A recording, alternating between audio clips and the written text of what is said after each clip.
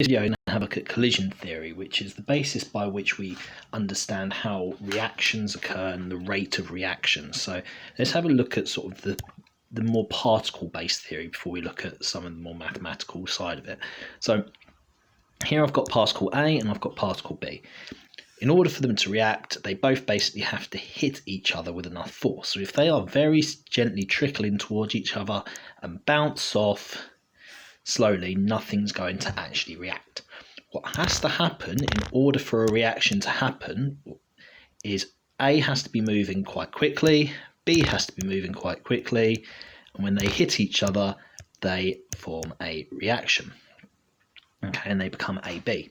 The other thing to bear in mind is that they can be moving as fast as they want, but if they don't hit at the right angle, then they are not going to react.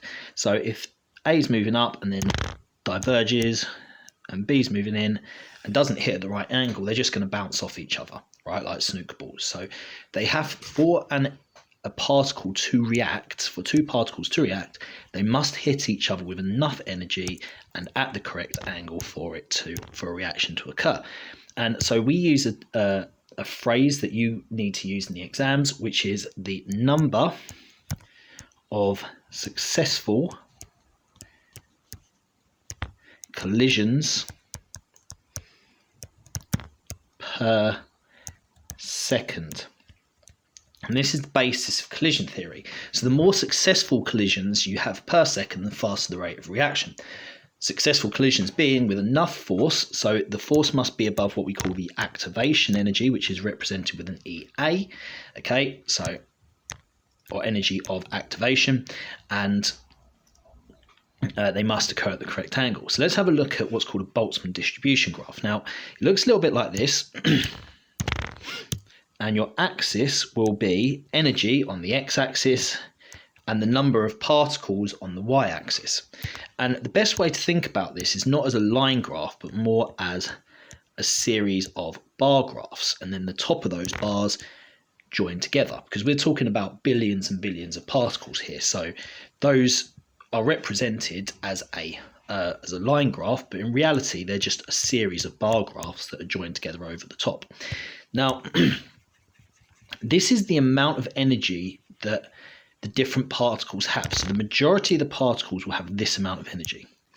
However, we also need to draw a line that goes up, and we label it EA.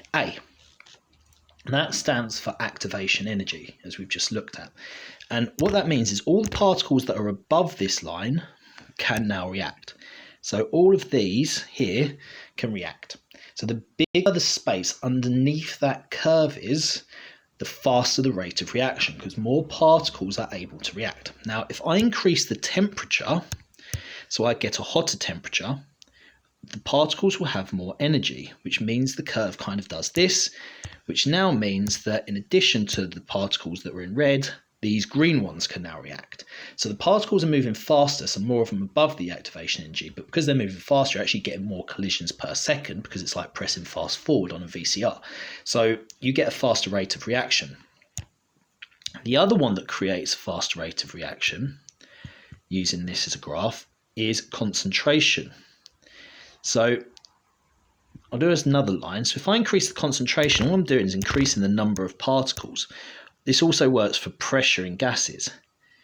And the curve will look the same, but more particles means it's higher because the number of particles is greater. So as a result, again, you get extra area, so a faster rate of reaction. The last one is a catalyst.